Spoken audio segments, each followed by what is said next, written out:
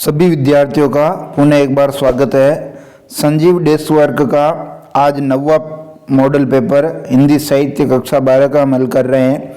सबसे पहले रिक्त स्थान देखेंगे।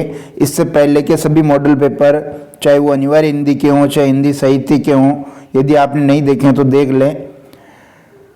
पहला रिक्त स्थान है शब्दों के सुनते ही शब्दार्थ का तुरंत बोध हो जाता है, उसे क्या कहते हैं? उसे प्रसाद काव्य गुण कहते हैं। यानी अर्थ की स्पष्टता शीघ्र हो जाती है, अर्थ वैसे ही व्याप्त हो जाता है जैसे सूखी काठ लकड़ी में अग्नि व्याप्त हो जाती है, प्रसाद गुण होगा।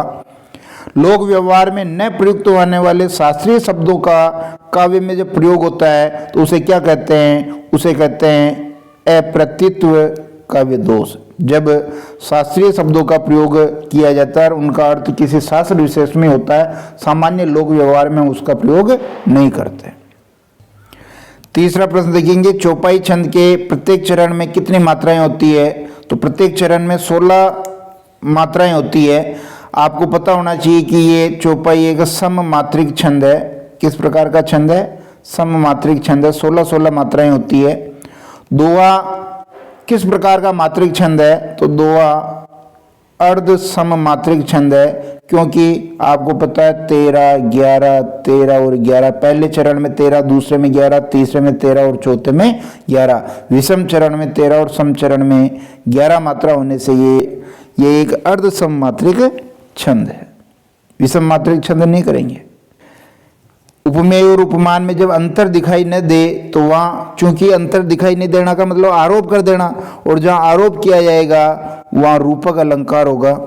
और यमक अलंकार में एक ही शब्द की अनेक बार आवृत्ति होती है, अनेक बार आवृत्ति होती है, या बार बार आवृत्ति होती है। बार बार आवृत्ति भी लिख सकते हैं कि बार बार आवृत्ति होती है, एकाधिक बार आवृत्ति होती है।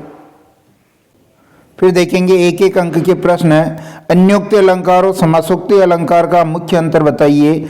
जो अन्योक्ति अलंकार होता है, ध्यान दीजिए, अप्रस्तुत के द्वारा प्रस्तुत का बोध अन्योक्ति में करवाया जाता है, जबकि समासोक्ति इसका उल्टा होता है, यानी प्रस्तुत के द्वारा अप्रस्तुत का बोध करवाया जाता है। ठीक है।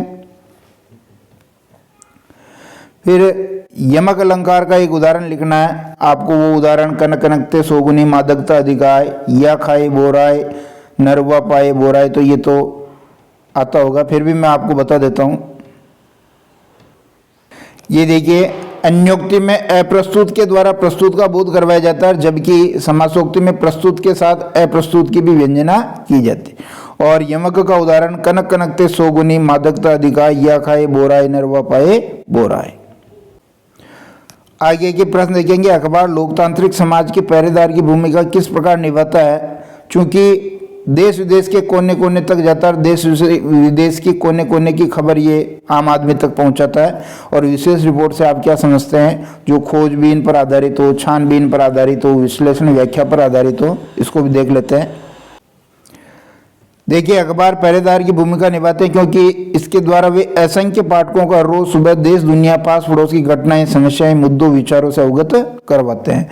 और जो विशेष रिपोर्ट किसे कहेंगे? जो रिपोर्ट गहरी छानबीन, विश्लेषण और व्याख्या के आधार पर लिखी जाती है, विशेष रिपोर्ट होती है।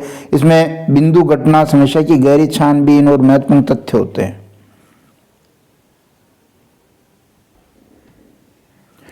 साक्षात्कार या इंटरव्यू से आप क्या समझते हैं? और नीलांजलि किसे कहते हैं? तो नीलांजलि तो आपको पता है कि पंचमंजली एक आरती करने का पात्र है, आरती की जाती है। इसमें विभिन्न जगह जो है घी में बाट रख करके उसको जलाया जाता है। साक्षात्कार, इंटरव्यू जानते हैं किसी मुद्दे विशेष पर जब दो व्यक्ति आपस में बात करते हैं किसी उद्देश्य को लेकर के, इसको भी देख लेते हैं।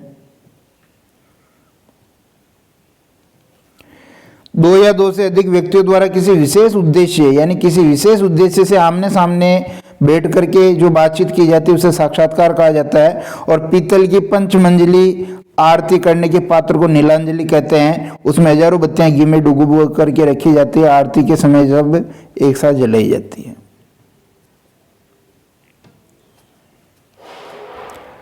सिंगरौली को किस कारण वैकुंठ कहा गया और किस कारण काला पानी कहा गया है? तो वैकुंठ का मतलब तो संपन्नता से, प्राकृतिक जो संपदा वहाँ है उसके कारण वैकुंठ। और काला पानी वहाँ लोगों की कनेक्टिविटी नहीं है, आवाजाही नहीं है, यानी जो रोड सड़क है वो नहीं है, दुर्गम वन भूमि है। और जल उठो फिर सींचने को निराला की इस पंक्ति का भाव बताना है। तो दोनों का उत्तर देखेंगे। सिंगरौली को विंध्याचल की पर्वतमालाओं, जंगलों तथा प्राकृतिक संपदा के कारण वैकुंठ माना गया है। और यातायात के साधनों का अभाव है, दुर्गम वन भूमि है, अर्थात आवाजाही नहीं होती है, इसलिए उसको काला पानी माना गया। और इसका भाव ये है कि मानवता, किसका भाव? जो जल उठो फिर सींचने को, ये वाले प्रश्न का उत्तर है कि मानवता बचाने और मानव मूल्यों की रक्षा करने के लिए श्रेष्ठ परंपराओं का निर्वाह पूरी शक्ति के साथ किया जाना चाहिए, बहुत ही जरूरी है। क्षण के महत्व को उजागर करते हुए उसका मूल आशय लिखना है। और कविता में रिदम व लय क्या काम करती है? कविता में बूंद का एक क्षण के लिए ही सही ढलते सूरज की स्वर्णिम आभा से रंग जाने और फिर सागर में मिल जाने का वर्णन हुआ है। यही उस बूंद का जीवन का महत्व है। अर्थात क्षण भर का जीवन है, फिर भी वो उस रंग का आनंद लेना चाहती है।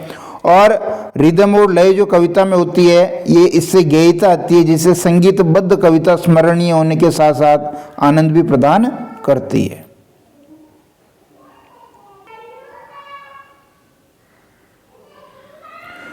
नाटक में चरित्र प्रस्तुतिकरण करते समय क्या क्या ध्यान रखना चाहिए और कहानी लेखन में संवाद की क्या भूमिका है? दोनों के उत्तर लिखने हैं।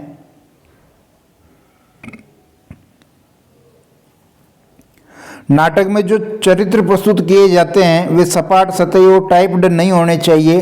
स्थिति के अनुसार चरित्र क्रिया प्रतिक्रिया को व्यक्त कर सकने वाले होने चाहिए। चरित्रों के संवाद भी सहज और स्वाभाविक होने चाहिए।